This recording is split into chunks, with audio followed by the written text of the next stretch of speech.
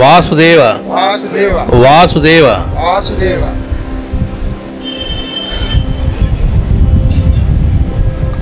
వాసుదేవ వాసుదేవ వాసుదేవ వాసుదేవ వాసుదేవ. ముందుగా మాస్టర్ గారు రాసినటువంటి గ్రంథం మాస్టర్ ఈకే గారి సాంఘిక నాటికలు.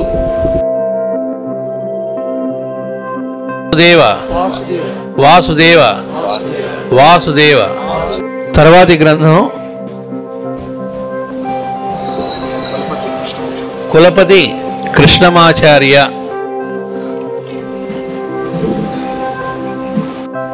వాసుదేవ వాసుదేవ వాసుదేవ వాసుదేవ. తర్వాతి గ్రంథం మానవ సేవలో మాస్టర్ ఈకే. మానవ సేవలో మాస్టర్ ఈకే.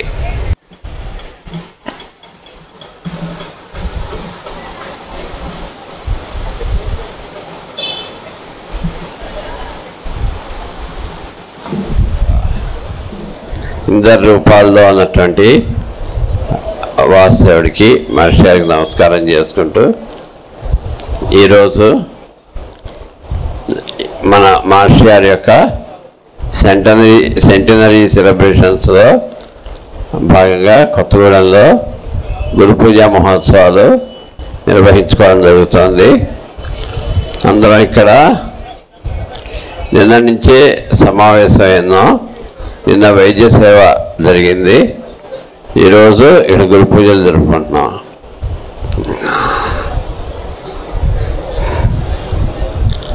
మనకి ఈరోజు చాలా పవిత్రమైన రోజు. ఎందుకంటే మన మాస్టర్ గారి యొక్క సెంటనరీ సెలబ్రేషన్స్లో భాగంగా గురు పూజలు నిర్వహించుకోవడం, అదొకటే కాకుండా మన మాస్టర్ ఈకే గారి మరొక రూపం అయినటువంటి భగవాన్ శ్రీమాన్ సత్యసాయిబాబా గారి యొక్క జన్మదినోత్సవం. ఆయన ఒక వెలుగు అయితే ఈయన ఒక వెలుగు. అంటే రెండు వెలుగుల్లో ఉన్నటువంటి ఒకటే, రెండు రూపాల్లో ఉన్నటువంటి ఒకటే వెలుగు. ఈరోజు ఆయన్ని కూడా స్మరించుకోవడం అనేటువంటిది జరుగుతుంది. ఈ సందర్భంగా ఈరోజు మనం 3 గ్రంథాలని ఆవిష్కరించుకోవడం అనేటువంటిది జరిగింది. అది కూడా ఒక చాలా సంతోషకరమైనటువంటి ఆనందకరమైనటువంటి విషయం.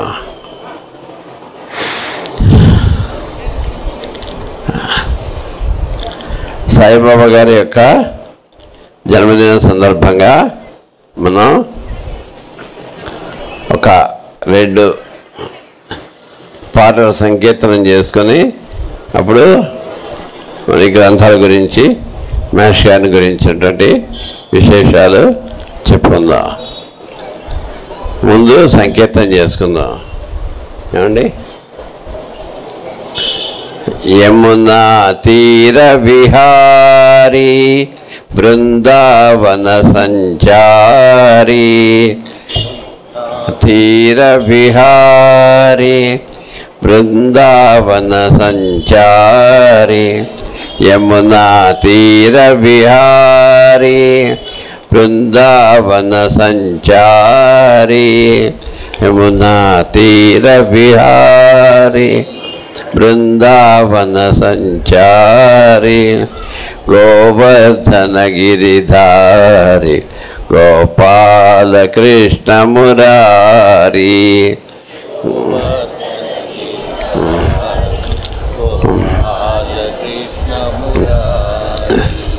గోవర్ధన గిరిధారి గోపాల కృష్ణ మురారి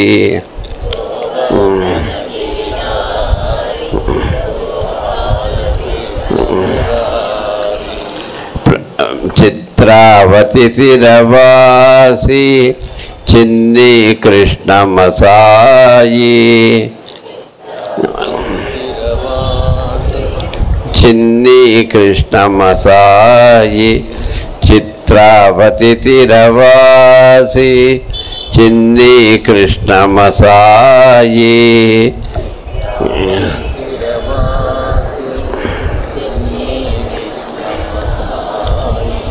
గోవర్ధన గిరిధారి గోపాల కృష్ణ మురారి ఘన గిరిధారి బాలకృష్ణ మురారి ప్రేమ హృదయ సంచారి పర్తిపురి శ్రీ సాయి. పాడండి, అందరూ గట్టిగా పాడండి.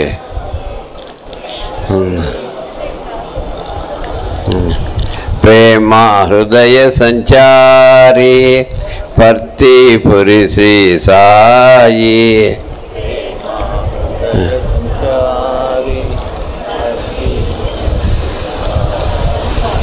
గోవర్ధన గిరిధారి గోపాల కృష్ణ మురారి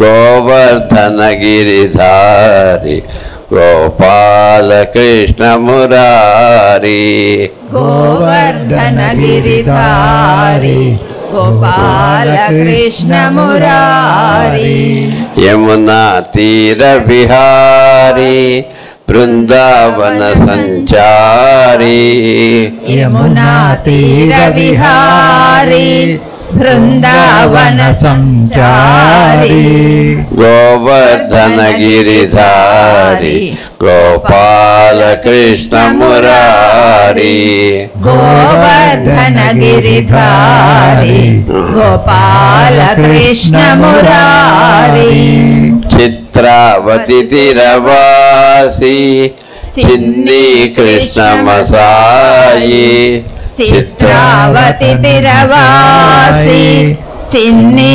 కృష్ణమసాయి గోవర్ధన గిరిధారి గోపాల కృష్ణ మురారి గోవర్ధన గిరిధారి గోపాల కృష్ణ మురారి ప్రేమ హృదయ సంచారి పర్తిపురి శ్రీ సాయి ప్రేమ హృదయ సంచారి పర్తిపురి శ్రీ సాయి గోవర్ధన గిరిధారి గోపాల కృష్ణ మురారి గోవర్ధన గిరిధారి గోపాల కృష్ణ మురారి యమునా తీర విహారి బృందావన సంచారి గోవర్ధన గిరిధారి గోపాల కృష్ణ మురారి. వాసుదేవ వాసుదేవ. ఇంకో పాటలో పాడుకుని అప్పుడు దీంట్లోకి వెళ్దాం. ప్రేమ ముదిత మనసే కహో రామ రామ రామ ప్రేమ ముదిత మనసే కహో రామ రామ రామ ప్రేమ ముదిత మనసే కహో రామ రామ రామ ప్రేమ ముదిత మనసే కహో రామ రామ రామ రామ రామ రామ రామ రామ రామ రామ రామ శ్రీ రామ రామ రామ రామ రామ రామ రామ రామ రామ రామ రామ రామ శ్రీ రామ రామ రామ पाप घटे दुख मिटे लेते राम नाम पाप घटे दुख मिटे लेते राम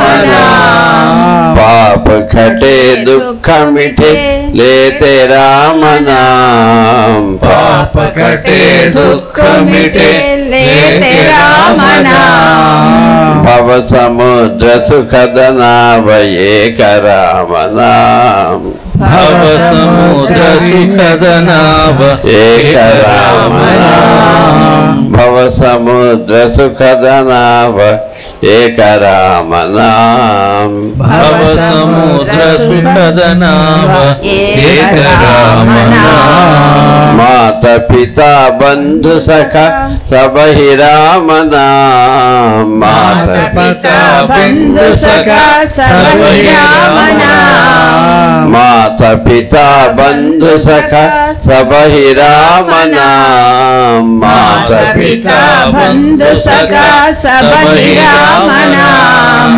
నిరాధారకో ధార ఏక రామ నామ నిరాధారకో ధార ఏక నామ రామ నిరాధారకో ధార ఏక రామ నామ నిరాధారకో ధార ఏక రామ రామ రామ రామ రామ రామ రామ రామ రామ రామ రామ శ్రీ రామ రామ రామ రామ రామ రామ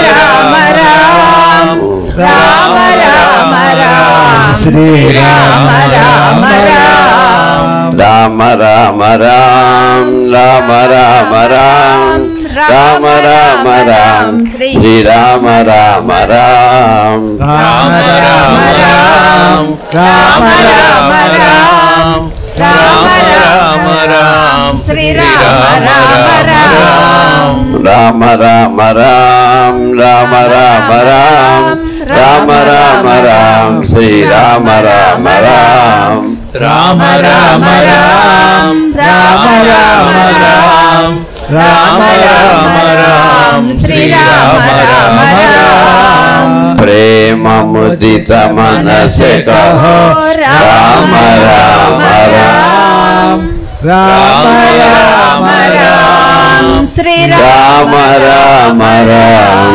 శ్రీ రామ రామ రామ వాసుదేవ వాసుదేవ వాసుదేవ వాసుదేవ వాసుదేవ వాసుదేవ మరి ఇప్పుడు దాకా సాయిరాముని చూసాం కదా, ఒకసారి ఈకే గారిని కూడా చూద్దాం.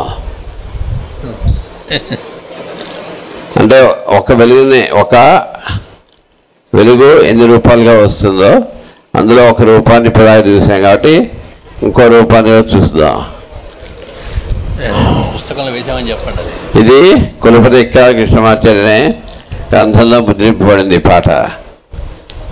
ఈకే గారిని చూసారా, గోకుల కృష్ణుని చూసారా, ఈకే గారిని చూచారా, గోకుల కృష్ణుని చూచారా, ఈకే గారిని చూసారా, గోకుల కృష్ణుని చూసారా, ఈకే గారిని చూచారా, గోకుల కృష్ణుని చూచారా, చీకటి బ్రతుకుల వెలుగులు నింపే చిన్మయ జ్యోతిని చూసారా, చీకటి బ్రతుకుల వెలుగులు నింపే చిన్మయ జ్యోతిని చూచారా, చీకటి బ్రతుకుల వెలుగులు నింపే చిన్మయ జ్యోతిని చూసారా, చీకటి బ్రతుకుల వెలుగులు నింపే చిన్మయ జ్యోతిని చూచారా, అందమైనది రూపు ఆనందమునొసగే చూపు, అందమైనది రూపు ఆనందమునొసగే చూపు, అందమైనది రూపు ఆనందమునొసగే చూపు, అందమైనది రూపు ఆనందమునొసగే చూపు, ఆ చూపే మనకెల్లరకు దారి చూపునోయి, ఆ చూపే మనకెల్లరకు దారి చూపునోయి, అందరినీ ఒక్కటిగా చేరగదీసే చేయి, దరి చేరగదీసే చేయి, అందరినీ ఒక్కటిగా చేరగదీసే చేయి, దరి చేరగదీసే చేయి. అందరినీ ఒక్కటిగా చేరగదీసే చేయి, దరి చేరగదీసే చేయి. అందరినీ ఒక్కటిగా చేరగదీసే చేయి, దరి చేరగదీసే చేయి. ఆ చేయే మనకెల్లరకు దారి చూపునోయి, సరిదారి చూపునోయి. ఆచేయే మనకెల్లరకు దారి చూపునోయి, సరిదారి చూపునోయి. ఆచేయే మనకెల్లరకు దారి చూపునోయి, సరిదారి చూపునోయి. ఆచేయే మనకెల్లరకు దారి చూపునోయి, సరిదారి చూపునోయి. ఈకే గారిని చూసారా, గోకుల కృష్ణుని చూసారా. ఈకే గారిని చూచారా, గోకుల కృష్ణుని చూచారా. చీకటి బ్రతుకుల వెలుగులు నింపే చిన్మయ జ్యోతిని చూసారా. చీకటి బ్రతుకుల వెలుగులు నింపే చిన్మయ జ్యోతిని చూచారా. ఈ భువియే బృందావనముగా, ఈ భువియే బృందావనముగా, తన జీవితమే మురళీగానముగా. తన జీవితమే మురళీగానముగా. ఈ భువియే బృందావనముగా, ఈ భువియే బృందావనముగా, తన జీవితమే మురళీగానముగా. తన జీవితమే మురళీగానముగా. ప్రతి జీవి తన అంశగా, ప్రతి అణువు తన ఆలయముగా. ప్రతి జీవి తన అంశగా, ప్రతి అణువు తన ఆలయముగా. ప్రతి జీవి తన అంశగా, ప్రతి అణువు తన ఆలయముగా.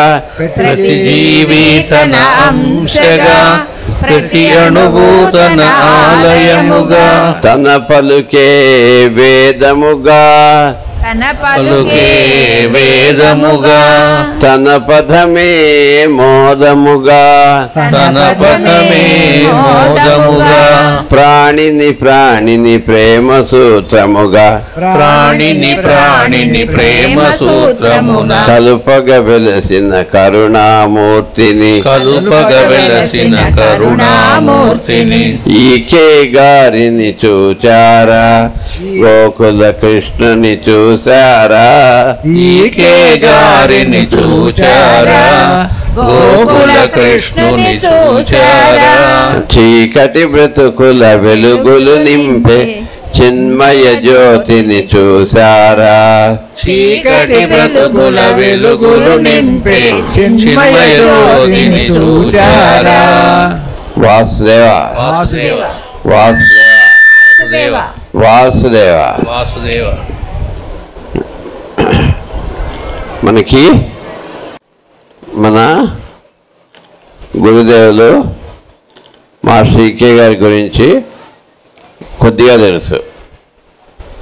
ఎవరి గురించైనా అంతే. మనం ఒక బాబా గారిని తీసుకున్నా, ఒక రామకోటి తాతయ్య గారిని తీసుకున్నా, ఒక లక్ష్మీ వారిని తీసుకున్నా, ఒక పగలపాటి గురువు గారిని తీసుకున్నా, వీళ్ళ గురించినటువంటి గ్రంథాలు, వీళ్ళ గురించి ఎన్ని చదివినా, వీళ్ళ గురించినటువంటి ఉపన్యాసాలు ఎన్ని విన్నా మనకు తెలుస్తున్నది తక్కువే అవుతుంది. వాళ్ళలో ఉండేవి చాలా ఉంటాయి. చాలా కోణాల్లో వాళ్ళని దర్శించుకోవాలి. అలాగా దర్శించుకోగలిగిన వాళ్ళు మన రామకోటి తాతయ్య గారు లాంటి వాళ్ళు. అలాగా దర్శించి చిన్ని గ్రంథంగా ఇచ్చినటువంటి ఒక గ్రంథమే కులపతి కృష్ణమాచార్య అనే గ్రంథం. ఇది మోపిదేవి కృష్ణస్వామి గారని మాస్టర్ గారి దగ్గర ఎంఏ చదువుకున్నటువంటి ఒక మహానుభావుడు. ఈయన కృష్ణా జిల్లాలో దివ్య మండలంలో కోడూరు గ్రామంలో జన్మించారు నాకు తెలిసిన.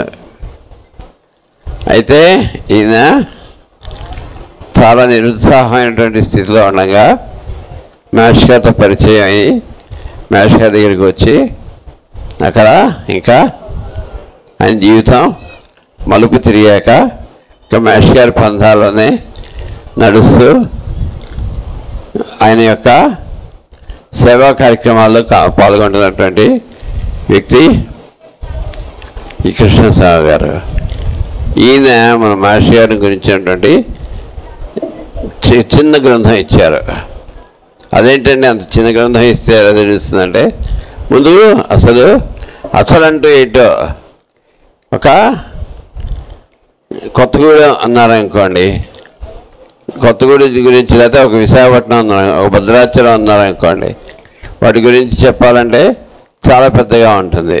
దేని గురించినా ఓ రెండు విషయాల్లో చెప్తే ఆహా అనుకుని మనకి మనసుకి హత్తుకుని దాని గురించి చూడడానికి వెళ్తాం. అలాగే మాస్టర్ గారి గురించి మనకి చక్కగా మనసుకి హత్తుకునే విధంగా ఇచ్చినటువంటి గ్రంథాల్లో ఇదొక గ్రంథం. మాస్టర్ గారిని గురించినటువంటి గ్రంథాలు ఎంతోమంది ఎన్నో రాశారు. అందులో మనకి పూజ్యులు రామకోటి తాతయ్య గారు ఇచ్చినటువంటి జీవన జ్యోతి ముఖ్యమైనటువంటి గ్రంథం. అలాగే ఇంకా ఎక్కువ ఉన్నాయి. అలాగే ఈ కృష్ణస్వామి గారు కూడా చాలా గ్రంథాలు ఇచ్చారు మాస్టర్ గారి గురించి. అందులో ఏదోటి మనకి మాస్టర్ ఈకే గారు గురించి ఏం చెప్తారంటే, ఘన వైద్యుడిగా, మహాకవిగా, వ్యాఖ్యాతగా, తత్వవేత్తగా, పరమగురువుగా, ప్రవక్తగా, తన ప్రజ్ఞను లోకశ్రేయస్సుకై బహుముఖములుగా ప్రసరింపజేసిన కులపతి ఎక్కరాల కృష్ణమాచార్య ఒక విశిష్టమైన వ్యక్తి. ఇన్ని రూపాలంటే మామూలుగా సుదర్శనం అన్నారనుకోండి, ఏదో బీకామ్ చదువుకున్నాడు, మహా అయితే వైద్యాలయంలో ఏదో పొట్లాలు కడతాడు, ఇలాగా ఏదో రెండు మూడు విషయాలు ఉంటాయి. అలా కాకుండా ఇంకోటి గురించి చెప్పామనుకోండి, వాళ్ళకి ఏవో 4 విషయాలు ఉంటాయి. కానీ అనేక కోణాల్లో ఉండేటువంటి మనకి దర్శనం ఇచ్చేటువంటి శక్తి ఉన్నటువంటి మహానుభావులలో ఒకరు మన మాస్టర్ ఈకే గారు, మన గురుదేవులు. ఆయన చాలా ఘన వైద్యులు. ఇప్పటికీ వింటూ ఉంటాం చాలామంది దగ్గర. కొత్తగా అదే పరిచయంగా వచ్చిన వాళ్ళు కూడా మాస్టర్ గారి దగ్గరికి వచ్చామండి 40 ఏళ్ళ క్రితం, ఏదో ఒక బాధ కోసం వచ్చాం. వారు ఒక మందు వేశారు, తగ్గిపోయింది, అప్పటి నుంచి ఇప్పటిదాకా బాధ రాలేదండి అంటారు. అలా అనేటువంటి వాళ్ళని ఇప్పటికీ వింటున్నాం. మళ్ళా తర్వాత ఏదో కొత్త బాధ వచ్చో, లేకపోతే ఒకసారి అది గుర్తొచ్చి వారి యొక్క కుటుంబాన్ని, వారి జగత్ కుటుంబాన్ని చూసి వెళదాం అని వచ్చినటువంటి వాళ్ళు, వారు నివసించే ఇంటిని చూసి వెళదామనో వచ్చినటువంటి వాళ్ళు అనేక మంది ఉంటారు, వస్తూ ఉంటారు. లేకపోతే ఇక్కడ ఇలాగా కొత్తగూడెంలోనో హైదరాబాద్లో ఎక్కడో అక్కడ ఇలా వైద్య సేవా కార్యక్రమం, అలాగే పూజ హోమం ఇలా చేసుకున్నాం కదా, ఇలాంటివన్నీ నిర్వహణ జరుగుతున్నటువంటి ఆ ప్రదేశంలో అందరితో కలిసి కాసేపు ఉండి వద్దాం అనుకుని ఉన్నటువంటి వాళ్ళు మాస్టర్ గారి యొక్క సాన్నిహిత్యాన్ని పొందినటువంటి వాళ్ళు అనేక మంది వస్తూ ఉంటారు మనకి. అటువంటి వాళ్ళు ఒక్కొక్కళ్ళు ఒక్కొక్క కోణాన్ని దర్శించుకుంటారు. ఇప్పుడు ఈ రకమైనటువంటి కోణాల్లో మనకి కనిపించినటువంటి వ్యక్తుల్లో మాస్టర్ గారు ఒకరు. ఒక సంస్థ, ఒక మహోద్యమం, ఆ ఉద్యమం మానవ జాతి అభ్యున్నతికి కావలసిన అన్ని కోణాల నుండి వెలుగులు వెదజల్లు గల సత్తా గారిది. ఆయనది మహోద్యమం. మనిషి గారిది ఒక ఉద్యమం. ఆయన ఉద్యమాల్లో ఒక ఉద్యమం ఏంటంటే పూజ, హోమం, అభిషేకం ఇవాళ చేసుకుందాం. మరి ఆయన వైష్ణవ సాంప్రదాయంలో జన్మించారు. శుద్ధమైన వైష్ణవులు ఆయన. మరి అటువంటి ఆయన రుద్రాభిషేకం చేయడం ఏంటి? మామూలుగా వైష్ణవులు శివుడిని తలవరు, పరమశైవులు విష్ణువుని తలవరు. కథలు కూడా ఉన్నాయి మనకి అలాంటివి. అయితే మరి మనకి మన మాస్టర్ ఈకే గారు, అలాగే పూజ్యులు లక్ష్మణయతీంద్రుల వారు. మరి ఆ లక్ష్మణయతీంద్రుల వారు కూడా వైష్ణవ సాంప్రదాయంలో జన్మించినటువంటి వ్యక్తి, అందులోనూ పీఠాధిపతి అయినటువంటి వ్యక్తి. ఈయన కలిసి గన్నవరం దగ్గర, గన్నవరం విజయవాడ మధ్యలో ముస్తాబాద్ అనే ఊళ్ళో అఖండ రుద్రాభిషేకం నిర్వహించారు ఇద్దరు కలిసి శివరాత్రికి. నేను బాగా చిన్నవాడిని, నేను కూడా అటెండ్ అయ్యా, నాకు బాగా గుర్తుంది. ఒక ఫోటో కూడా ఉంది, అవకాశం ఉంటే అది కూడా వాట్సాప్లో పెడతాం, అది దొరికితే. ఓ పక్క ఎత్తిండ్ల వారు, ఓ పక్కన మేష గారు నుంచుని శివుడికి వచ్చిన వాళ్ళ చేత అభిషేకం చేయిస్తూ, వీళ్ళు చదువుతూ వీళ్ళు చేస్తూ ఉన్నటువంటిది గొప్ప సన్నివేశం. మరి ఇద్దరు కూడా వైష్ణవ సాంప్రదాయానికి చెందిన వాళ్ళే. అందులో ఒకళ్ళేమో పరమ గురువు, ఒకళ్ళు సన్యాసాశ్రమం స్వీకరించినటువంటి పరమ గురువు. ఇద్దరు మహానుభావులే. మరి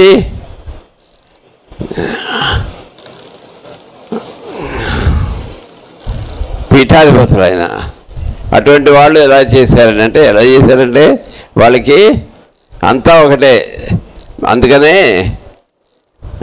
మనకి శివాయ విష్ణురూపాయ శివరూపాయ విష్ణవే శివశ్చ హృదయం విష్ణు విష్ణుశ్చ హృదయం శివ అనేటువంటి మంత్రం చక్కగా మనకి వచ్చింది.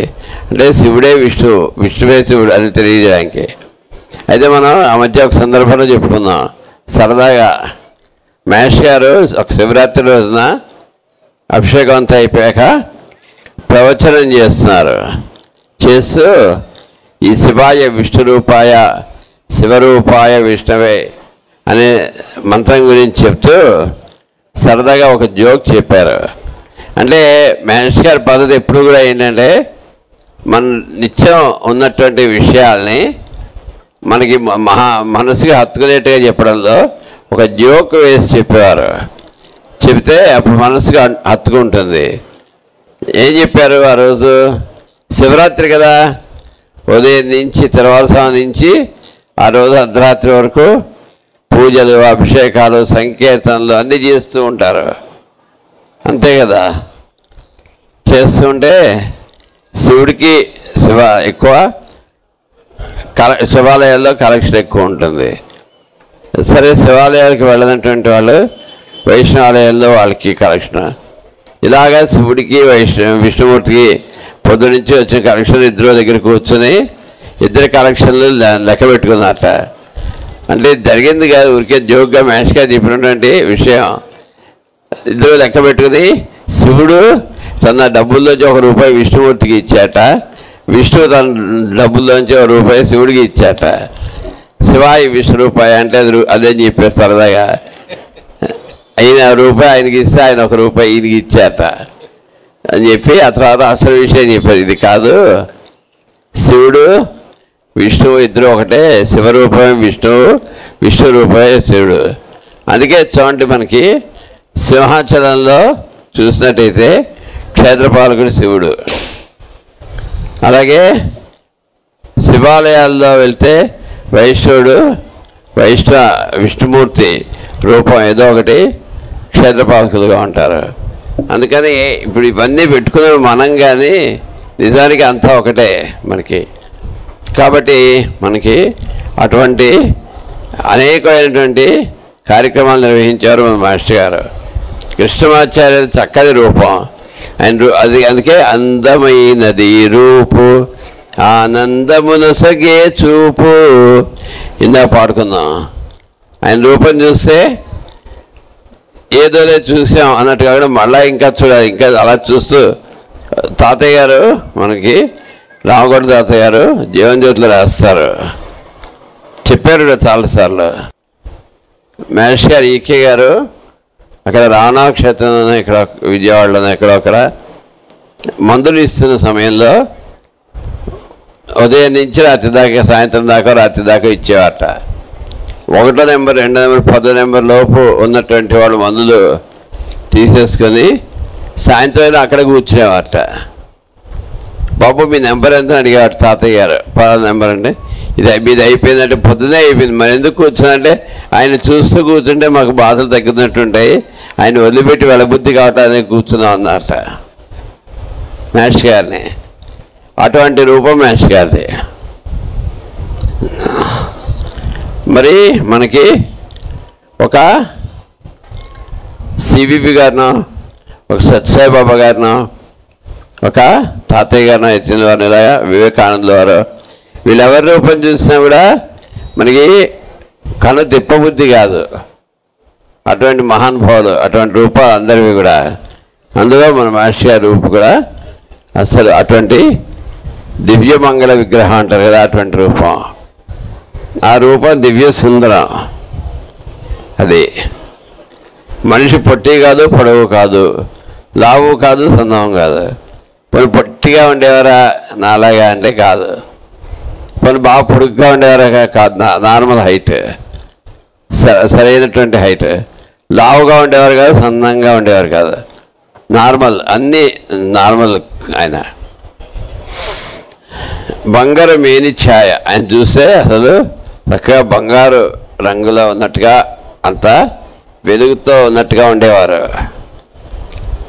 కాంతి గోళాల వంటి కళ్ళు, ఆ కళ్ళల్లోనే మనకి ఆకర్షణ అనేటువంటిది ఉంటుంది. ఆయన ఒకసారి చూసేసరికి మనకి అందరికీ ఎవరికైనా కూడా ఆయన పిలుస్తున్నారేమో, ఆయన దగ్గరికి వెళ్ళాలి అనిపిస్తుంది. అటువంటి చక్కనైనటువంటి కళ్ళు, ఆ చూపు కూడా అటువంటిది. అందమైనది రూపు ఆనందమునసగే చూపు, అందుకని ఇచ్చారు అది. ఆయన ముఖంలో ప్రేమ, గాంభీర్యం సమతూకంగా వ్యక్తమవుతూ ఉంటాయి. ప్రేమ ఉంటుంది, గాంభీర్యం ఉంటుంది. ప్రేమగా పిలిచేటప్పుడు, పలకరించేటప్పుడు ప్రేమ పలకరిస్తారు. ఏదైనా తేడా వస్తే అంత గాంభీర్యం చూపించారు. పోనీ గంభీరంతో పాటుగా అవసరమైతే కోపాన్ని కూడా తెచ్చుకొని ప్రదర్శించేవారు. మాకు చాలా అటువంటి అనుభవాలు ఉన్నాయి. ఒకసారి ఒక సమయంలో మేము అక్కేపాలెంలో ఉన్నప్పుడు, ఆ రోజు ఉదయం డిస్పెన్సరీ అయిపోయాక అక్కడ కార్యకర్తల మీద కోప్పడ్డారు. మన త్రినాథరావు గారు, మోహన్ అనే అతను వాడి మీద కోప్పడి లోపలికి వెళ్ళి కాఫీ తాగేసి, టిఫిన్ చేసి కాఫీ తాగేసి బయటకు వచ్చారు. ఈవీఎం ఆచార్య గారు అంటే మన బుజ్జిమేష్ గారు, బుజ్జన్నయ్య గారు ఎవరైతే ఉన్నారో ఆయన, ఈయన బయటికి వెళ్ళడానికి, అంటే బయటికి అంటే అక్కడ ఈ ఒక పేషెంట్స్ని చూడడానికి, ప్లస్ రాధామాధవంకి వెళ్ళి అక్కడ బుక్ వర్క్ చేసుకోవడానికి వెళ్ళడానికి బయటకు వచ్చారు. ఆల్రెడీ ఇంత ముందు ముగ్గురిని కేకలేశారు. అందులో ఇద్దరేమో మామూలుగా ఉన్నారు, ఒక అతను కొత్తగా వచ్చారనమాట. మహేష్ గారు నన్ను అనవసరంగా తిట్టే గుంజుకుంటున్నాడు. ఏమనలేడు మహేష్ గారిని. సరే అలా కూర్చున్నా. ఇలా బయటికి వెళ్తాను, బయటకు వచ్చేసరికి ఇక్కడ సంఘటన జరిగింది. ఆ సంఘటన ఈ ముగ్గురు కూడా చూశారు. అందులో ఈ గుంజుకుంటున్న అతను కూడా చూశాడు ఆ సంఘటన. శాస్త్రి అని ఒక అతను, పెయింటర్ శాస్త్రి అంటాం, అంటే మన మహేష్ గారిది, తాతయ్య గారిది, అంటే అనంతాచార్య తాతయ్య గారిది పెద్ద చిత్రాలు మన విశాఖపట్నం ప్రేయర్ హాల్లో ఉంటాయి. అవి చిత్రించినటువంటి వ్యక్తి అన్నమాట. అతను చాలా మంచి వ్యక్తి. కాకపోతే ఆయన ఏంటంటే ఇవి పెయింట్లు వేయటం లేకపోతే అటు తిరగడం ఇటు తిరగడం ఉద్యోగం ఆయన చేసేవారు కాదు. ఆయన వచ్చారు, ఆయన వస్తే మేనేజ్ గారు పదాల మీద పడి దండం పెట్టి 10 నిమిషాలు లేవడనమాట. అందుకని మేనేజ్ గారు గేట్లో రాగానే ఏయ్ నువ్వు రాకో దండం. అసలుగే మేనేజ్ గారు కోపంగా ఉన్నారు ఆ రోజు. అంటే కోపాన్ని ప్రదర్శిస్తున్నారు.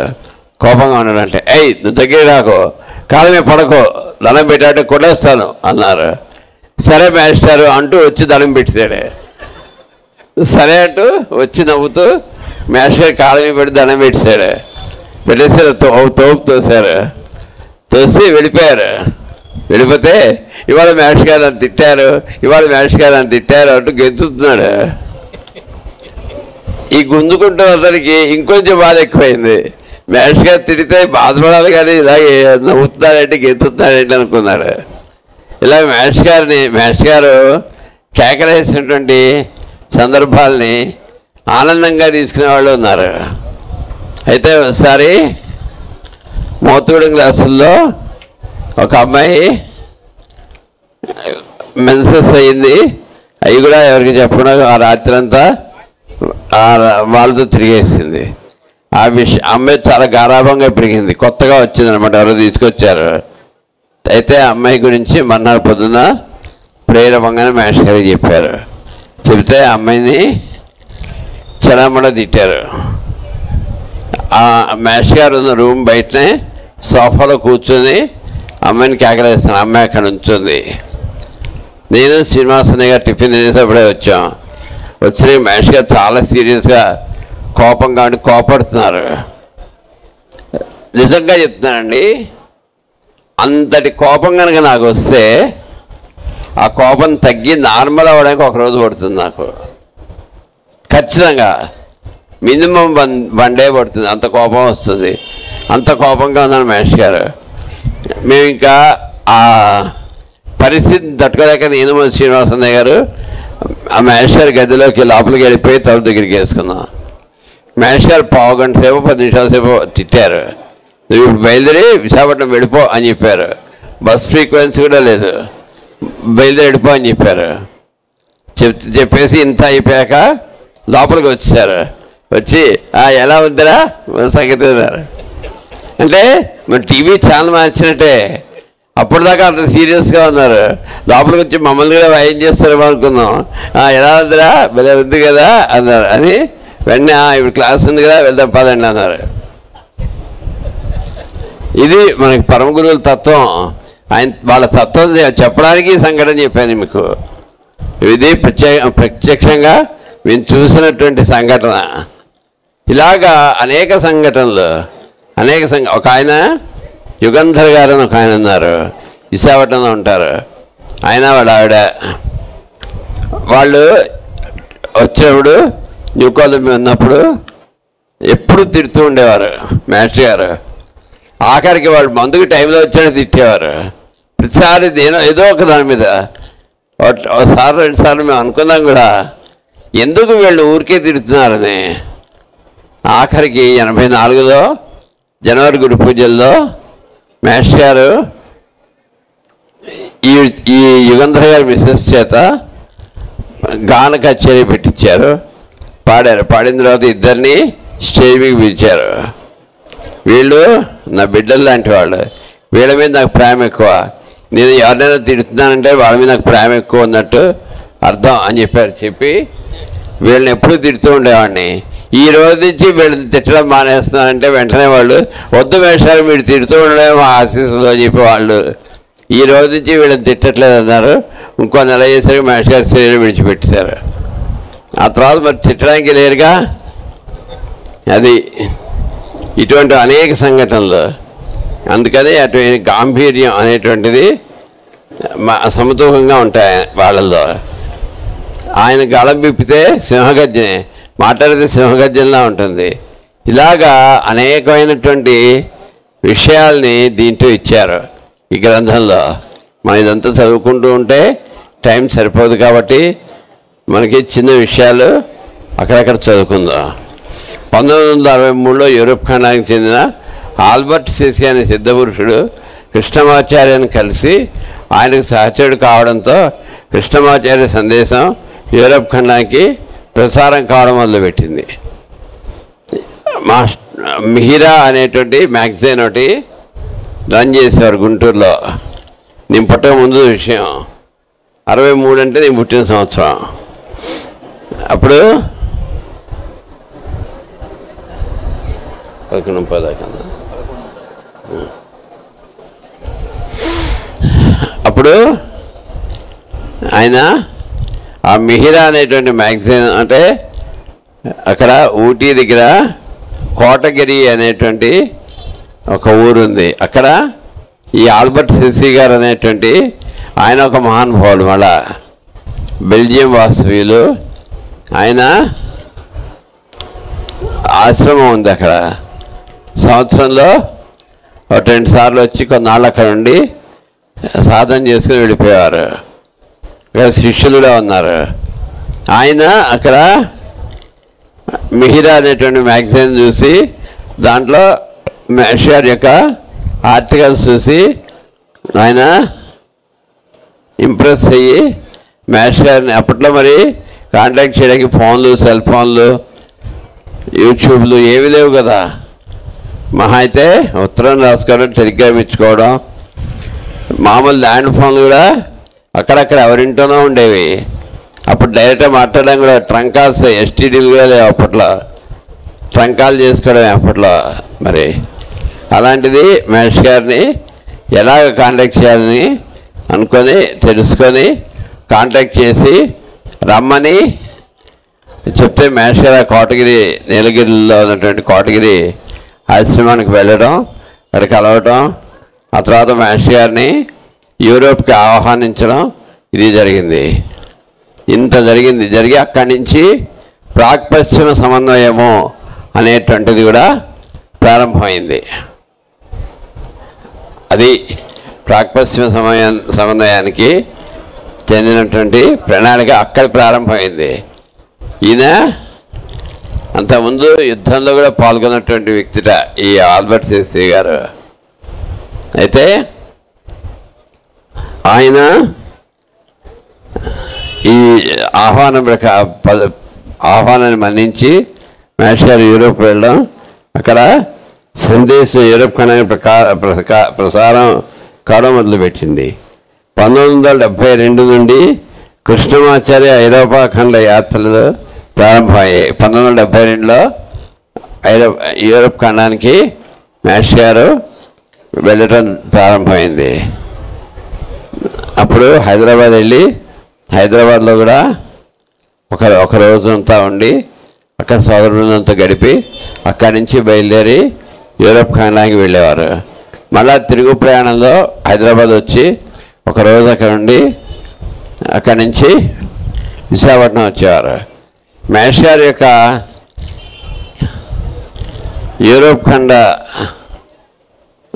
యాత్ర, యూరోప్ యాత్ర అంటే అది కూడా ఒక గొప్ప విషయంగా ఉండే.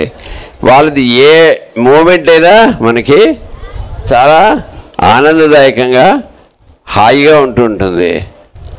మరి ఆయన వెళ్తున్నారంటే వెళ్ళేది ఆయనతో పాటు ఇంకొక ఆయన, ఇద్దరే.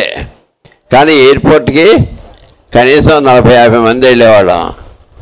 ఆయనతో కూర్చొని ఆయన మాట్లాడేది. ఎయిర్పోర్ట్కి వెళ్ళి లోపలికి చెక్ ఇన్ అయ్యే లోపల యువతలుగా కూర్చొని ఆయన మాట్లాడుతుంటే వినడం, ఆయన చెప్పింది వినడం, జోక్స్ వేస్తుంటే వినడం, ఆయన దండం పెట్టుకోవడం, ఆయన పళ్ళు ఏమైనా ఇస్తే తీసుకోవడం, ఇవన్నీ జరిగేది. అయితే ఎక్కుతున్నప్పుడు పళ్ళు అవి ఇస్తే అవి కొన్ని అందరికీ పంచి పెట్టేసి ఇంకా కొన్ని పట్టుకెళ్ళేవారు ప్లెయిన్లోకి. ఆ ప్లెయిన్ గన్నవరంలో ఆగేది, విజయవాడ దగ్గర ఆగి అప్పుడు హైదరాబాద్ వెళ్ళేది. గన్నవరంలో ఆగినప్పుడు అక్కడ అధికారుల యొక్క పర్మిషన్ తీసుకొని దిగి బయటకు వచ్చేవారు. వస్తే గన్నవరం ఎయిర్పోర్ట్లో విజయవాడ, గన్నవరం, ఏలూరు సోదర బృందం అందరూ వెళ్ళి మేష దండం పెట్టి పళ్ళాన్ని ఇచ్చేవారు. అవన్నీ తెచ్చి ప్లెయిన్లోకి వచ్చి ఆ ఎయిర్ హోస్టెస్కి ఇస్తే ఆవిడ అందరికీ పంచిపెట్టేది. ఇటువంటివన్నీ కూడా జరుగుతూ ఉండేవి. ఎన్ని విషయాలండి అసలు మనం చెప్పుకుంటుంటే చాలా ఆశ్చర్యంగాను ఆనందదాయకంగా ఉంటుంది. మరి అటువంటి ఎన్ని విషయాలు ఇలాగా అప్పటి నుండి ఇంచుమించు సంవత్సరానికి 2 నెలలు యూరోప్ దేశాల్లో సనాతన ధర్మాన్ని బోధిస్తూ వచ్చారు ఆయన. ఇట్లాగా అనేకమైనటువంటి విశేషాలు చిన్న పుస్తకంలో ఇచ్చారు మన కృష్ణస్వామి గారు. మనం చదువుకుంటే మనకి అనేక విషయాలు తెలుస్తాయి. అయితే ఇది ఒక్కటేనా? ఇంకా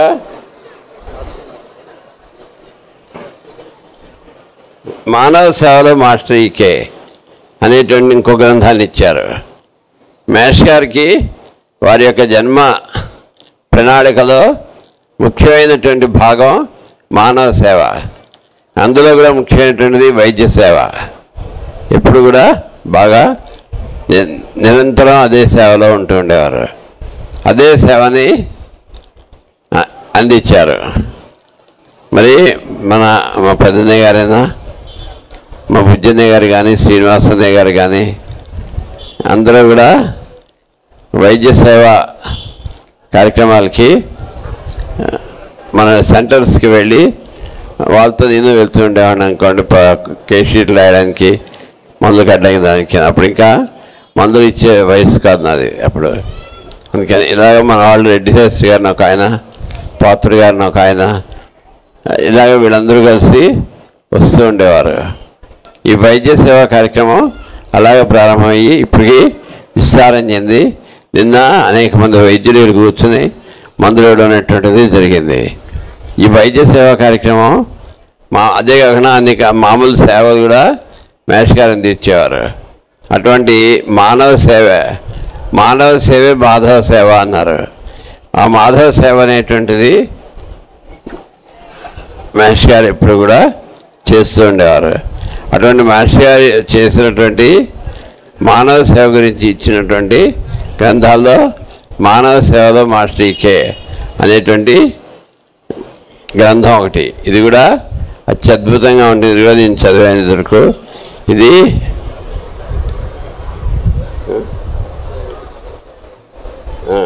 అది మీరు చెప్తుంది. అల్లోపతికి తండ్రి వంటి వాడైన హిపోక్రటీస్ వైద్యశాస్త్రాన్ని సేవాబుద్ధితో అభ్యసించమని ఉద్ఘోషించారు. మీరు నేరుగా ఎవరిని డబ్బులు అడగవద్దు. డబ్బులను బట్టి రోగి శ్రద్ధ చూపే అవినీతిని మీరు అలవర్చుకోకూడదు. మనిషి ఆర్థిక స్థితిని బట్టి కాక అనారోగ్య స్థితిని బట్టి మీ కర్తవ్యాన్ని శ్రద్ధతో నిర్వహించండి. మీరు ఒక కోటు వేసుకోవాలి. ఆ కోటుకు వెనుక ఒక జేబు ఉండాలి.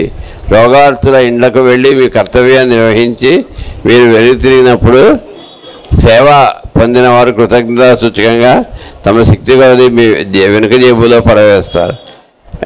ఇటువంటి ఇవన్నీ కూడా జరుగుతూ ఉండేటువంటి సమయంలో మనకి మహేష్ గారు అలాంటి వారు మహేష్ గారు యూరోప్ వెళ్ళి అక్కడ వైద్యం చేసి లెక్చర్లు ఇచ్చి అంతా అయ్యి వచ్చేటప్పుడు అప్పట్లోనే 72లోనే దాదాపుగా 2 లక్షల రూపాయలు ఎంతో కలెక్ట్ అయ్యాయట.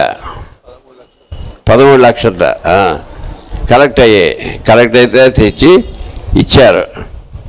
ఇస్తే ఏంటని అడిగారు. మహేష్ గారికి ఇస్తే ఏంటని అడిగారు అంటే, మీరు వచ్చి చేసినందుకు మేము కృతజ్ఞతాపూర్వకంగా మీకు ఇచ్చినటువంటి సొమ్ము అని చెప్పి ఇచ్చారు. ఇస్తే నేను ముష్టడుక్కోవడానికి రాలేదు ఇక్కడికి, మీకు ఏదైనా కావాలంటే ఇచ్చి నేర్పడానికి వచ్చాను.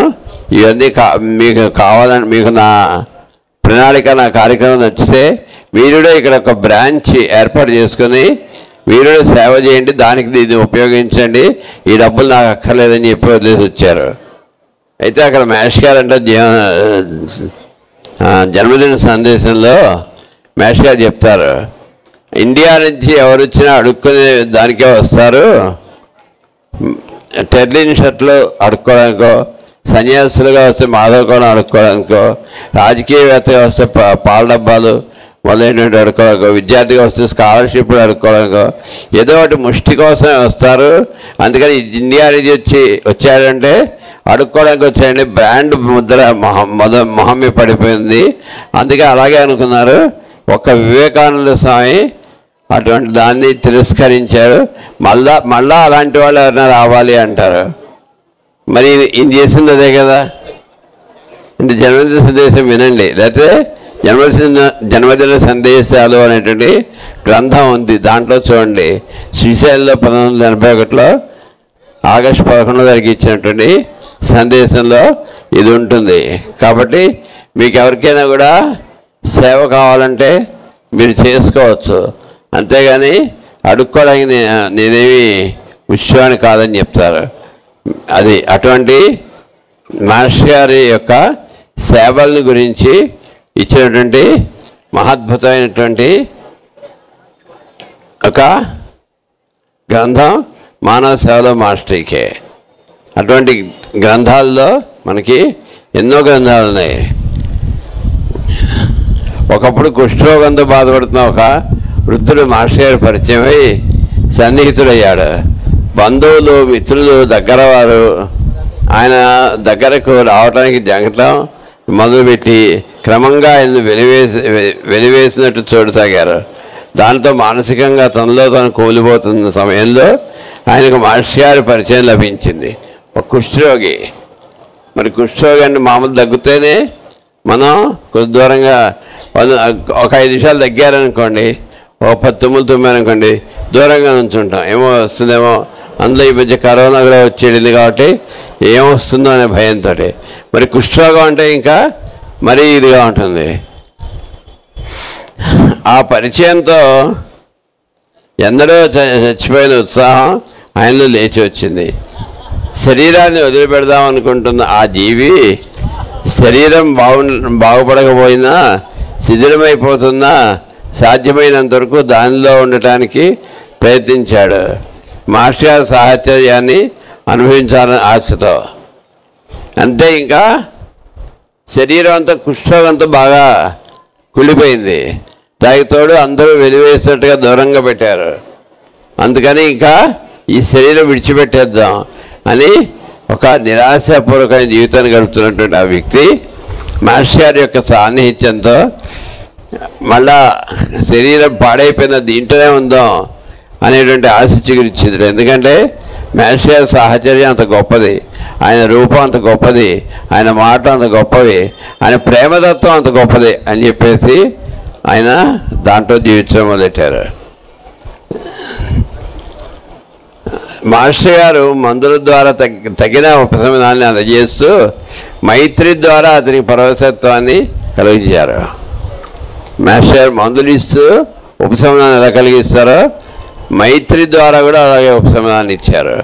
ఆశ కూడా జీవితం మీద ఆశను పెంపొందింపజేశారు. రోజు కొంతకాలం ఆయనతో గడుపుతూ ఉండేవారు. ఆయనతో కలిసి తినటం, కలిసి మనటం, సహచరులతో కలుపుకొని ఆయనతో ఇష్టాగోష్ఠులు జరుగుతూ ఉండేవి. ఆయన మామూలుగా అలాంటి వాళ్ళని వాళ్ళ దగ్గరికి అలాంటిది ఆయనతో కలిసి తినడం, ఆయనతో కలిసి కూర్చోవడం, మాట్లాడడం అది చేశారు మాస్టర్ గారు. ఆయన తన జన్మ ధన్యమైనట్టు తలిచాడు. సంతుష్టుడై తృప్తితో శరీరాన్ని విడిచిపెట్టాడు. ఆఖరికి అవసాన దశ వచ్చినప్పుడు మాస్టర్ గారి యొక్క సాన్నిహిత్యంలో జీవించాలనే ఒక సంతృప్తితో ఆయన శరీరాన్ని విడిచిపెట్టడం అనేటువంటిది జరిగింది. ఇప్పటికీ మాస్టర్ గారు ఆ మిత్రుడితో తన అనుభవాలను ముచ్చటతో కూడిన తృప్తితో చెబుతూ ఉంటారు.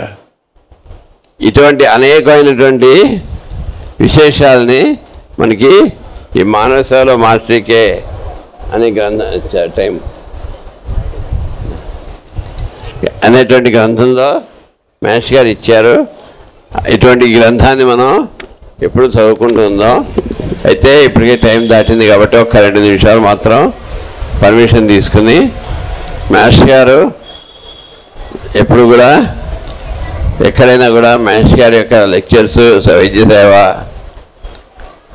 బాబా గారి యొక్క భజన, ఈ 2 సైమల్టేనియస్గా జరుగుతూ ఉండేవి. ఎక్కడైనా విశాఖపట్నంలో 2-3 చోట్ల అలాగే జరిగేది. అయితే ఒకసారి బాబా గారి దగ్గరికి భక్తులు వెళ్తే మీరు ఇంత దూరం రావక్కర్లేదు, విశాఖపట్నంలో కృష్ణమాచార్య గారు ఉన్నారు, నేను ఆయన ఒకటే, మీరు ఆయన దగ్గరికి వెళ్ళండి అని చెప్పిన సందర్భం ఉంది. అది మనకి డైరెక్ట్గా బాబా గారి యొక్క శిష్యుడే వచ్చి మనకి చెప్పారు. అలాగే మేష్ గారి దగ్గరికి వచ్చినటువంటి భక్తుల్లో ఎవరైనా బాబా గారి దగ్గరికి వెళ్తున్నాడు తప్పకుండా వెళ్ళండి, అటువంటి మహానుభావులైన మీరు వెళ్ళి దర్శనం చేసుకోండి అని చెప్పేవారు.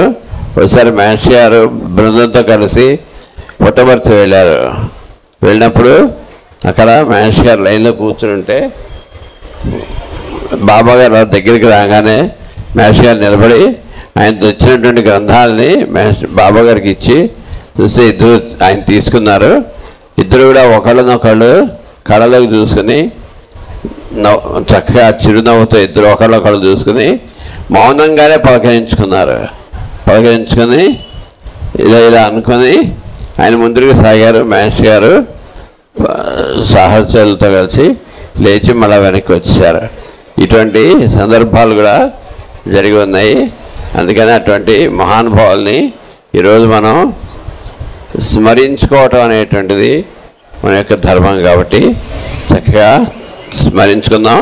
స్మరించుకుంటూ ఉంటాం. ఈరోజే కాకుండా నిత్యం ఇటువంటి మహానుభావులందరినీ స్మరించుకుంటూ వాళ్ళు చెప్పిన మార్గంలో నడుచుకుంటూ ఉందాం గాక అని చెప్పి సెలవు తీసుకుంటున్నా. వాసుదేవ.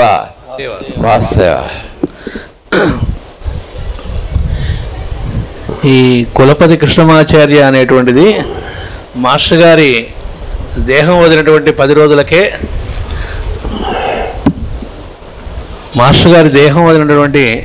10 రోజులకే దీన్ని కృష్ణస్వామి గారు అప్పటికప్పుడు ఆసువుగా చెప్పిన ఒక ప్రసంగ పాఠాన్నే పుస్తకంగా వేశారన్నమాట. దీనిలో అక్కడక్కడి వాక్యాలు ఒక 4-5 చదువుతాను, ఎందుకంటే వీటిని ఎవరికి ధ్యాన వాక్యాలు ఇవి, ఎవరికి వాళ్ళు దాన్ని ధ్యానం చేసుకునేటువంటి వాక్యాలు ఇవి. ఆయన గళం విప్పితే సింహగర్జన గుర్తుకొచ్చేది. ఆయన వాక్కు వేదంలా ప్రభు సంహితంగా బాణంలా సూటిగా దూసుకుపోయేది. ఆయన ప్రవచిస్తున్నప్పుడు మధురంగా చెప్పటమే కాదు, మందలిస్తూ చెప్పడము ఉండేది. విషయాన్ని వివరించడమే కాదు, ఆవశ్యకతను బట్టి సవరించడము జరిగేది. ఆయన కేవలం వక్త కాడు, ప్రవక్త. 10 మంది మెచ్చుకోవాలని చెప్పినవాడు కాడు, 10 మంది నేర్చుకోవాలని చెప్పినవాడు. చేతుల చప్పట్ల కోసం చెప్పినవాడు కాడు, వెన్నులు తట్టడం కోసం ఎలుగెత్తినవాడు. పెదవుల మందస్మితాలను ఆశించి చెప్పినవాడు కాడు, హృదయాలు స్పందించడం కోసం పలికినవాడు. సన్మానాలను ఆశించి వేదికలను ఎక్కినవాడు కాడు, సన్మార్గాన్ని నిర్దేశించడం కోసం వేదికను స్వీకరించినవాడు. అది మందవని, మంచి మాటవని, మరే కార్యక్రమమని 10 మందికి పనిచేయటందుకు కల్పవృక్షంలా నిలబడినవాడు తప్ప ఎన్నడూ ఎవరి నుండి ఏమీ కోరినవాడు కాడు. పెట్టి పుట్టాలంటారు చాలామంది, పుట్టి పెట్టినవాడాయన. ఈ లక్షణాలను వివరిస్తున్నది ఆయనను గూర్చి పొగడాలని కాదు, ఆ గుణగణాలను మెచ్చుకోవడం ద్వారా మనం నేర్చుకోవడానికి. పెద్దలలోని సద్గుణాలను వ్యక్తిగతమైనవిగా కాక భగవంతుని కళ్యాణ గుణాలుగా దర్శించి కీర్తించడం ద్వారా అలవరుచుకొని మానవులు తరించాలని భాగవత రహస్య ప్రకాశంలో ఆయనే మనకు మహోపదేశం చేశారు. ఇది కొత్తగా వ్యాఖ్యానాలు అక్కర్లేదు, ఆ లైన్స్ అలా చదువుకుంటుంటే కృష్ణమాచార్యకు తల్లి నుండి కృష్ణతత్వం, తండ్రి నుండి వేద సౌరభం, సేవాభావం పిన్ననాటనే హత్తుకున్నాయి. ఇంకో మాట, కృష్ణమాచార్యకు తండ్రి నుండి మొదటగా అబ్బింది నిర్భీతి. సహకరించి బ్రతకాలి తప్ప ఆశ్రయించి బ్రతకూడదు.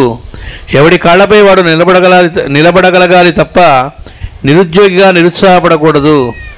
జీవశక్తిని సద్వినియోగపరిచి సత్కర్మాచరణగా వ్యక్తం చేయగలగాలి తప్ప అలసత్వాన్ని వరించి దీనత్వాన్ని పొందకూడదు.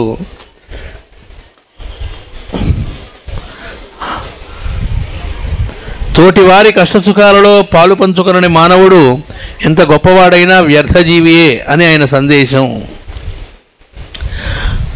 ఆయన వైద్యం ఎంత విలువైనదో ఆయన వైద్యం చేసే తీరు అంత విశిష్టమైనది.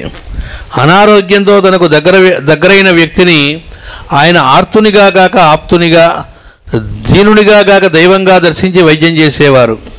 సమానత్వం అంటే ఏమిటో దాన్ని తోటివారి ఎడల చూపటం ఎలాగో ఆయన సన్నిధిలో చక్కగా తెలియవచ్చేది. సమానత్వం కావాలని కోరేవారిలో చాలామందికి దాన్ని గురించి ఆవేశపడటం తెలుసును కానీ ఆ సమానత్వాన్ని జీవితంలో చూపగలగడం తెలియదు. కృష్ణమాచార్య సమత్వాన్ని అనుభవింపజేసే స్థితిని తమ జీవితాంతం రుచి చూపించడం ద్వారా ఉపదేశిస్తూ వచ్చారు. ఆ దృష్టి లేనిదే, ఆ స్థితి రానిదే ఎన్ని విద్యలున్నా, ఎంతటి సామర్థ్యం ఉన్నా వ్యర్థమని ఎలుగెత్తి చాటారాయన. అలాగే దేని మీద ఆయనకు మమకారం లేదు, యథార్థంగా చెబుతారని దానికి ఇంకో ఉదాహరణ ఆయన చెప్పింది. ప్రజల కొరకు సంస్థ కానీ సంస్థ కొరకు ప్రజలు కాదు అన్నది ఆయన సూక్తి. సంస్థలు ప్రజలను బ్రతిమాలి పోషింపబడటం కాకుండా ప్రజలకు తీరుగా బ్రతకగల శిక్షణను ఇయ్యగలగాలి. సంస్థలు క్యాలెండర్లో పేజీలు లాంటివి, నెల అయిపోగానే ఆ పేజీ చింపేస్తాం. అలాగా కాలక్రమంలో పాత సంస్థలు పోయి కొత్త సంస్థలు వస్తూ ఉంటాయి. కానీ కాలం ఆగనట్లు కార్యక్రమం కూడా వ్యక్తుల మీదుగా సంస్థల మీదుగా సాగిపోతూనే ఉంటుంది అన్నది కులపతి తరచూ చెప్పే హితవచనాలు. ఆయన దృష్టిలో సంస్థలు మంచి పనిని చేయడానికి ఉపకరణాలు మాత్రమే. నిజమే మరి. వంట చేయగలిగిన వారికి పాత్రలు పనికి వచ్చినట్లు సేవ చేయగలిగిన వాడికి సంస్థలు పనికి వస్తాయి. ఒక అద్దంలో కూడా మనం చందమామని లేదా ఎక్కడో ఉన్న సూర్యుని ఎలా ప్రతిబింబజేయచ్చో అలా ఈ గ్రంథంలో ఆయన గురించిన చాలా విషయాలన్నింటినీ అలా చక్కగా ఒక చోటికి ఒక చక్కటి పూలదండగా కూర్చి ఇచ్చారు ఆయన కృష్ణస్వామి గారు. వేదాన్ని అడిగిన వారి సత్తు చేశారు ఆయన. దాన్ని కావాలని కోరడమే దాన్ని నేర్చుకోవడానికి కావాల్సిన అర్హత అన్నారు. ఇంకో మాట ఆయన చెప్పిందని ఇక్కడ ఇస్తున్నారు. పిల్లలు మీ కామసుఖానికి ఫలితాలు కాకూడదు, మీ సహచర్యానికి ప్రతీకలు కావాలి. రానున్న తరాల్ని సృష్టించడంలో మన వంతు బాధ్యత మనం పవిత్రంగా నిర్వహించాలి అంటూ ఆదర్శ దంపతులను అసంఖ్యాకంగా తీర్చిదిద్దుతూ వచ్చారు ఆయన. అనుయాయులు అంటే తనను అనుసరించేవారుగా కాక తానే వెలుగును అనుసరిస్తున్నానో ఆ వెలుగుకు అనుయాయులుగా, సేవకులు అంటే తనను సేవించేవారుగా కాక తనలా ఆర్తజనులను సేవించేవారుగా ఆయన తీర్చిదిద్దుతూ వచ్చారు. నేనెన్నాళ్ళని గజ్జగట్టి ఆడను, మీరు ఆడండి, నన్ను చూడనివ్వండి. నేను చేస్తున్న పని మీరు చేయండి, అప్పుడు నేను అంతకన్నా పై పనిని చేయడానికి వీలవుతుంది అంటూ హెచ్చరికలు చేస్తూ అనుయాయుల ఎదుగుదలకు వేగవంతం చేస్తూ వచ్చారు ఆయన. తనకున్నది పంచిపెట్టడం కాక తననే పంచిపెట్టుకున్న విరాట్ పురుషుడు ఆయన. సేవ అంటే ఏమిటి? చేయగలిగింది చేయటమా? కాదు. చేయదలిచింది చేయటమా? అంతకన్నా కాదు. మరి చేయవలసింది చేయటం అని కృష్ణమాచార్య తన జీవితం ద్వారా తెలియజెప్పారు. లోకహితార్థమై తన నుండి ప్రసరిస్తున్న వెలుగును సందేశంగా వ్యక్తం చేసిన వారు కృష్ణమాచార్య. సందేశం ఇవ్వడం అంటే ఏమిటి? తాను నమ్మిన దానిని లోకం మీద రుద్దటమా? కాదు. లోకం పోకడను గమనించి దాన్నే తన సందేశంగా ఇచ్చి లోకం మెప్పును పొందటమా? అంతకన్నా కాదు. మరి లోకానికి ఏది శ్రేయస్సో, ఏది కర్తవ్యమో దానిని నిర్మోహమాటంగా చెప్పగలగటమని కృష్ణమాచార్య తమ జీవిత విధానం ద్వారా తెలియజెబుతూ వచ్చారు. ప్రస్తుత సమస్యలకు పరిష్కారమిస్తూ ఆ సమస్యలకు కారణమైన ప్రపంచ పరిస్థితుల ఎడల అవగాహన పెంచుతూ ఆ పరిస్థితుల సమన్వయానికి మానవ హృదయాలను ఉన్ముఖం చేసే శాశ్వతమైన విలువల సన్నిధికి మానవ జాతిని నడిపేటందుకు తమ వాక్కును సమర్పణ చేశారు కృష్ణమాచార్య. ఆయన వెలుగే వాక్కుగా వ్యక్తమై చీకట్లను కరిగిస్తూ లోకాలను వెలిగిస్తూ నవతరానికి రూపునిచ్చింది, నవశకానికి నాంది పలికింది అని ఇందులోని కొన్ని ముఖ్యమైన వాక్యాలన్నమాట. తర్వాత మానవ సేవలో మాస్టర్ ఈకే అన్న గ్రంథంలో వెనక వైపున కృష్ణస్వామి గారు ఇచ్చింది ఒకటి పెట్టుకున్నాం. ఏ సిద్ధాంతమునకు అందనివాడు, అన్ని సిద్ధాంతములు తానైనవాడు. మాస్టర్ గారి గురించి చెబుతూ మనిషిని దేవునిగా మలచుటకై మనిషిగా దిగి వచ్చిన దేవుడు అని చెప్పారు. ఈ మానవ సేవలో మాస్టర్ ఈకే కథలో ముందు మాటలో ఆయన అంటారు, ఇది మాస్టర్ గారి కథే కాదు, మన జాతి కథ. మాస్టర్ గారి వెలుగులో మన జాతి కథ, మాస్టర్ గారిచే వెలిగింపబడుతున్న మన జాతి కథ అని చెప్పారు. మానవ సేవలో మాస్టర్ ఈకేలో రెండు ముఖ్యమైన పాయింట్స్. ఒకటి ఏంటంటే మాస్టర్ గారి యొక్క రెండవ కుమారుడు అంటే అనంతకృష్ణ గారి తర్వాత భాస్కరాచార్య అని. ఆ భాస్కరాచార్య అనేటువంటి ఆయన వడదెబ్బ కొట్టి దేహత్యాగం చేశారు పిల్లవాడిగా ఉన్నప్పుడే. అదే రోజు మాస్టర్ గారి చివరి తమ్ముడైన ఎకిరాల భరద్వాజ గారికి ఉపనయనం. ఓ పక్కన ఉపనయనం, నేను ఉపనయనం చేసుకొని పిల్లవాడికి సీరియస్గా ఉంది కదా అని ఆయన ఏం పర్వాలేదు అని చెప్పి కూర్చోబెట్టి పిల్లవాడు నీ ఉన్న అమ్మగారినేమో ఇంకో చోట పక్కకి తీసుకెళ్ళి వేరే ఇంట్లో కూర్చోబెట్టి వదలకు వచ్చి కార్యక్రమం నడిపారు. అక్కడేమో అతను బాడీ వదిలాడు తర్వాత. అప్పుడు ఆయన ఆ పిల్లవాడిని చేతుల్లోకి తీసుకొని పిల్లవాడిని యొక్క ఆ దేహాన్ని స్పృశిస్తూ, అది ఎంత కష్టమైన విషయం, అది ఎంత కష్టమో ఆయనే పద్య రూపంలో కూడా ఇచ్చారు. తర్వాత దాని ముందు మాటగా మనం పీయూషలహరి అనే దానిలో వేసుకున్నాం. అది ఆ పద్యం చదివితేనే మన కళ్ళెమ్మ నీళ్ళు వచ్చి గుండెలు అలా పిండినట్టు అవుతుంది. అంతటి బాధ ఆయన అనుభవించారు పిల్లవాడు పోయినప్పుడు. అది సహజం, మానవ సహజం. అయితే ఆ సమయంలో మాస్టర్ గారు ఇప్పుడు ఏ కష్టమైతే నేను పొందానో ఇది ఏ బిడ్డలు, ఏ తల్లులు పొందకూడదు, ఏ తండ్రి పొందకూడదు. కాబట్టి ఈ రోజు నుంచి నేను స్పృశించడం ద్వారా అందరికీ ఉపశమనం జరిగి స్వస్థత చేకూరాలి అని సంకల్పించారు. నాకు బాధ తగ్గాలని కాదు, ఈ చేతులతో నేను ఎవరిని స్పృశించినా వాళ్ళు స్వస్థులై ఆ పిల్లలు రక్షింపబడి ఆ తల్లిదండ్రులు ఆనందపడాలి, అంటే ఎవరు మృత్యుముఖంలో పడకూడదు అని ఆ దివ్య సంకల్పం ఆయనలో నుండి ఏదైతే వచ్చిందో అదే ఆ తర్వాతి కుమారుడైనటువంటి బుజ్జిగారికి వైద్యం చేసేటువంటి వంకతో ఆ వైద్యంలో ఆయనలో ఉన్నది ఏమిటంటే తన బిడ్డనే కాదు, ఆ బిడ్డ రూపంలో ఆయన చూస్తోంది ఎవరిని, పరమాత్మనే కనుక ఆ వైద్యం హీలింగ్ జరిగి ఆ వైద్యం విధానాన్ని కూడా ఆయన్ని వరించింది అన్నారు. ఆయన నేర్చుకోవడం కాదు, హోమియో వైద్యం ఆయన్ని వరించింది. పుస్తకాలు తెలిసి సొంతగా చదువుకొని వైద్యం చేయడం అనేటువంటిది తమాషా కాదు, అలా ఎవరు చేయలేరు. కారణం ఏంటంటే అలా రాదు కూడా. ఆయనే చెప్పారు మాస్టర్ గారే, ఏబిసిడీలు నేర్చుకున్న ఒకడు ఇంజనీరింగ్ పుస్తకం తీసుకొని నాకు ఇంగ్లీష్లో ఏబిసిడీలు వచ్చినాయి కాబట్టి అని ఇంజనీరింగ్ పుస్తకం చదివి నేను ఇంజనీర్ అంటే ఎట్లాంటిదో ఇది కూడా అంతే అన్నారు. కానీ అది నిజమైనప్పటికీ ఆయన ఎడల మాత్రం ఆ పుస్తకాలు ఆయన్ని వరించినాయి, అంటే ఆ సబ్జెక్ట్ ఆయన్ని వరించింది. వెంటనే ఆయన అక్కడి నుంచి చేసింది ఏమిటి, ఈ రకమైనటువంటిది అందరికీ అందజేసి అందరినీ ఆనందింపజేయాలి.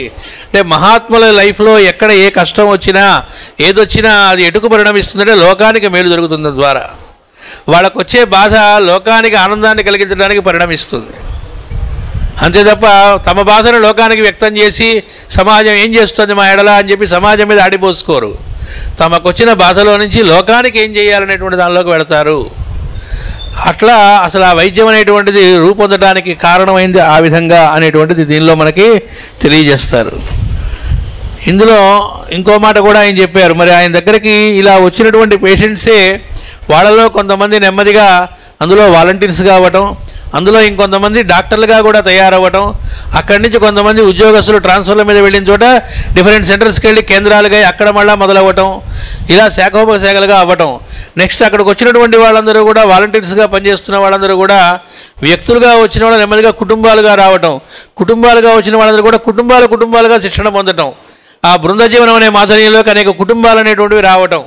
అంటే నెమ్మదిగా కేవలం వాళ్ళకి మందులు ఇవ్వటం, వాళ్ళకి రోగాలు తగ్గడం అనేటువంటి వంకతో ప్యూరిఫికేషన్, రెక్టిఫికేషన్ అనేటువంటి పక్క జరుగుతూ ఉండడం, వీళ్ళందరిలో కూడా ఉండే రోగాలు తగ్గిపోవడం, కేషీటు రాస్తున్న వంకతో వాళ్ళ బాధలు వింటున్న వంకతో మనకున్న రోగాలు వాళ్ళకంటే చాలా తక్కువ, మనం చాలా బెటర్ కదా అనిపించడం. నెమ్మదిగా వీళ్ళు రోగాలతో ఇక్కడికి వచ్చినటువంటి వాళ్ళు వీళ్ళకి మందుల కంటే కూడా ఈ సేవలో పాల్గొనడం వల్ల తెలియకుండా వీళ్ళ రోగాలు అనేవి మందులకు కూడా కొరుకుడు పడదు, తగ్గవరకున్నవి కూడా రోగాలు తగ్గుతూ ఉండడం. దాంతో ఆ హీలింగ్ వల్ల వీళ్ళు ఆనందపడటం, ఆనందంగా జీవించడం, వీళ్ళు నలుగురికి మార్గదర్శకం అవ్వటం. అంటే ఎలాంటి రక్షణ ఆయన అలా కల్పిస్తూ కుటుంబాలుగా శిక్షణ ఇస్తూ వచ్చారనేటువంటి కూడా ఈ గ్రంథాలలో ఆయన తెలియజేయటం జరిగింది కృష్ణస్వామి గారు.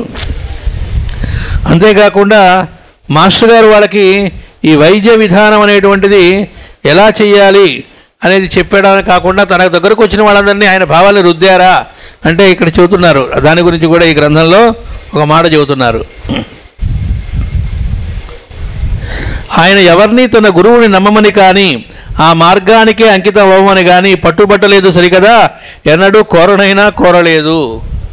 సివివి గారిని మీరు కూడా ప్రార్థించండి, ఎప్పుడు ఎవరినైనా అడగలేదట.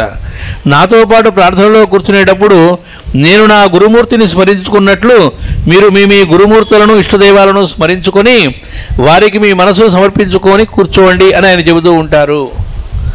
గురువులందరూ ఒకే వెలుగు యొక్క వ్యక్త రూపాలు. ఆ ఒక్క వెలుగే జగద్గురువు. ఎవరికి వారు తమకు నచ్చిన రూపాన్ని నుండి తాము మెచ్చిన నామస్మరణతో ఆ వెలుగులోకి ప్రవేశించవచ్చు.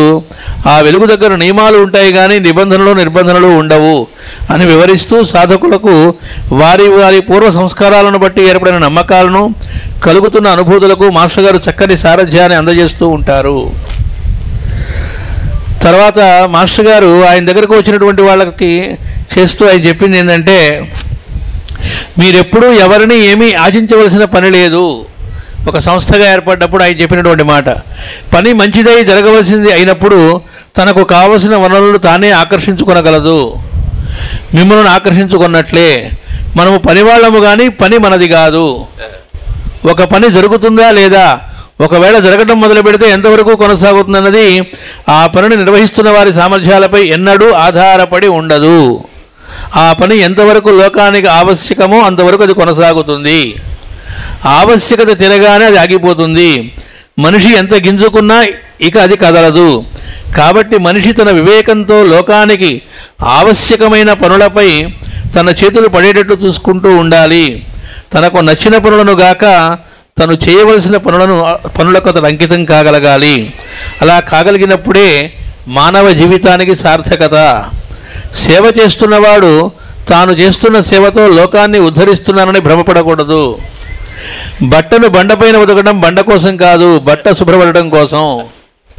అలాగే చేస్తున్న సేవ లోకాన్ని ఉద్ధరించడం కోసం కాదు, తాను సంస్కరింపబడటం కోసం, తాను వెలుగుగా జీవించడం కోసం. ఆ సేవ చేసే అవకాశం ఇచ్చినందుకు లోకరూపంలో వ్యక్తమవుతున్న సర్వాంతర్యామికి మనం వినమ్రులమై కృతజ్ఞతలు తెలుపుకోవాల్సి ఉంటుంది. మనం చేయకపోయినంత మాత్రాన ఏ పని ఆగదు. తనను చేయడానికి మనకన్నా మంచివాడిని ఎంచుకుంటుంది.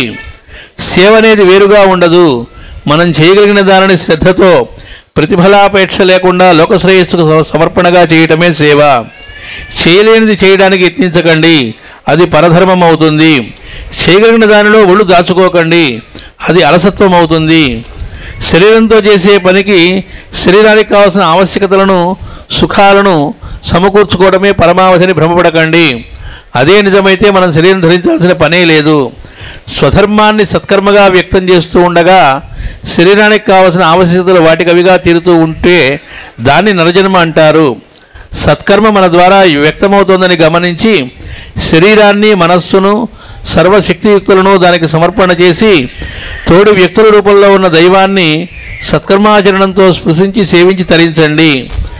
ఆ దివ్యానుభవాన్ని మనకు అందించడానికే స్వధర్మము సత్కర్మగా మన నుండి వ్యక్తమవుతుంది అని మాస్టర్ గారు ఇచ్చిన సందేశం అని గ్రంథంలో చెప్పారు. దీనిలో ఇంకో మాట మాస్టర్ గారు చెప్పిన దాన్ని ఈయన ఇచ్చారు. అదేంటంటే మాస్టర్ గారే అన్న మాటను ఆయన ఇందులో కోట్ చేశారు. ఏంటంటే మాస్టర్ గారు ఎవరికి పడితే వాళ్ళకి పనులు ఏమో అప్పచెప్పేవాళ్ళు కాదుట. అదేంటండి పళ్ళు మరి ఇవ్వరా అంటే ఆయన చెప్పారు, సిద్ధంగా లేనివారు ఎంత దగ్గరగా తిరుగుతున్నా వారి పని నేను చేస్తాను తప్ప వారికి ఏ పని అప్పచెప్పను. తన పక్కనే ఉన్నా వాడు సిద్ధపడకుండా ఉన్నప్పుడు వాళ్ళకి కావాల్సిన పనులు ఏం చేసి పెడతారు కానీ వాళ్ళకి ఏ పనులు అప్పచెప్పారట. అవతల వ్యక్తి సిద్ధపడకుండా అప్పచెప్పడం జీవహింస కదా. అందుకని ఈ పుస్తకంలో ఉన్న వాక్యాలు ఎలాంటివి, అది కేవలం ఒక జన్మకి సంబంధించింది కాదు, ఎన్ని లక్షల జన్మల సాధనంతా కలిసినటువంటిది ఈ గ్రంథాల్లో ఉంది. కాబట్టి ఈ గ్రంథాలు అనేటువంటివి అందులో ఇందాక చెప్పారు కదా తిట్టడం గురించి, దాని గురించి కృష్ణస్వామి గారు చెబుతున్నారు. నిజానికి అది తిట్టడం కాదు, తట్టడం. మేలు కొలిపేటందుకు కొంచెం గట్టిగా తట్టడం అన్నారు. తప్పు తెలుసుకునే వరకు మందలించిన ఆయన తప్పు తెలుసుకోగానే తెలుసుకున్న వారిని అక్కున చేర్చుకుంటారు. పసిపిల్లవాని ఒంటిని కడిగి తుడిచి ఎత్తుకుంటున్న తల్లిలాగా అన్నారు. తర్వాత ఇంకొక పాయింట్ దీనిలో చెప్పి తర్వాత ఇంకొక గ్రంథం కూడా ఉంది, దాని గురించి కూడా మనం చూస్తాం. ఆయన హోమియో కేవలం డాక్టర్లను తయారు చేయటం కాదు, మళ్ళా శాస్త్రాన్ని అందరికీ చెప్పి అనేక మంది డాక్టర్లను తయారు చేయటం, అది ఆ రోజు నుంచి ఈ రోజు దాకా అలా ఎప్పుడూ కొనసాగేటట్లుగా చేయటం, ఆ పాఠం చెప్పే విధానం, ఆ సబ్జెక్ట్ అందరికీ అందేటట్లుగా చేసే దానిలో ఆయన నైపుణ్యం, ఆ విషయాలన్నీ కూడా ఈ గ్రంథంలో తెలియజేస్తూ వచ్చారు కృష్ణస్వామి గారు.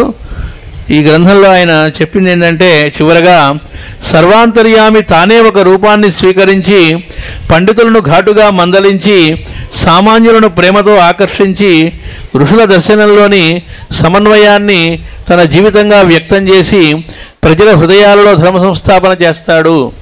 మనస్సులను కరగించి బుద్ధిని వెలిగించి సర్వశాస్త్రాల్లోని అంతఃసూత్రాన్ని దర్శింపజేస్తూ హృదయాలలో ప్రేమను ఉప్పొంగజేసి సమదర్శనాన్ని అందిస్తాడు. సమానత్వాన్ని అనుభవింపజేస్తాడు. నవశకానికి నాంది పలికిన నవ నిర్మాత అవుతాడు. దీనికోసం ఎంతైనా వాళ్ళు సిద్ధపడతారు.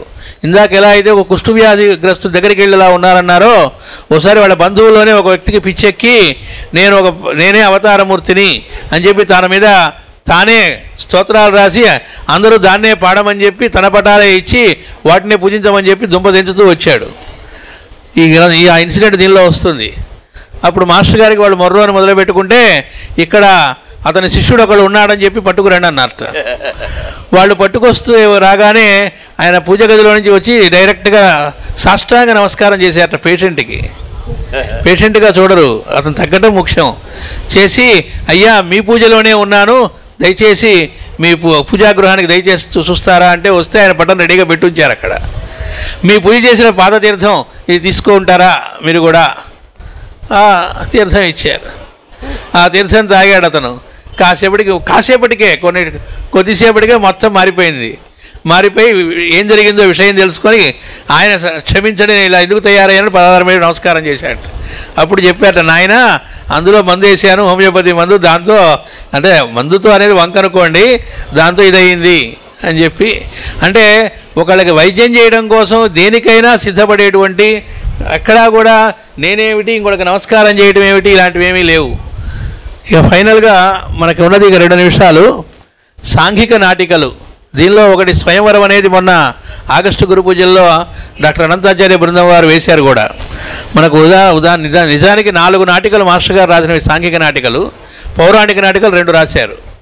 ఈ సాంఘిక నాటికలు 4లో 2 మనకు లభించినాయి కాబట్టి ఆ 2 ముద్రించుకున్నాం.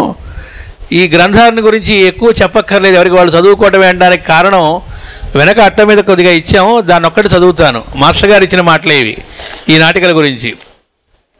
జీవితంలో ఒక్క మాట కూడా నవ్వనివాడు అందరికన్నా దౌర్భాగ్యుడని చెప్పచ్చు. అందుకే పుట్టింది హాస్యరచన. ఈ చిన్ని నాటికలు అందుకే ఉద్దేశించినవి. ఇవి ప్రహసనాలు. ఈ నాటికలలో ప్రబోధం మొదలైన విషయాల కొరకు ఎదురు చూడకండి. లోకాన్ని మరమ్మతు చేయడానికి మేము పూనుకోలేదు, అందుకని పెట్టిన తాలింఖానాలు తిన్నగా పనిచేయవు. అంటే ఎవడు మరమ్మతు చేయలేడో చెప్పడం. ఎవడిని వాడు మరమ్మతు చేసుకుంటే చాలు. మా ప్రహసన నాటికలలో మేము ఉద్దేశించిన విషయం ఏమిటంటే ప్రేక్షకులకు కులాసా కలిగించటం. కాబట్టి మనకు కులాసా కలగడానికి ఈ రకమైన మందు కూడా ఆయన కథా వైద్యం కూడా చేస్తున్నారు నాటకాల రూపంలో. కాబట్టి ఈ నాటక వైద్యం కూడా చేశారు. ఈ నాటికల్ని కూడా ఎవరికి వాళ్ళు డైరెక్ట్గా చదువుకొని చేయొచ్చు. ఈ నాటికల్ని ప్రూఫ్ చూడటం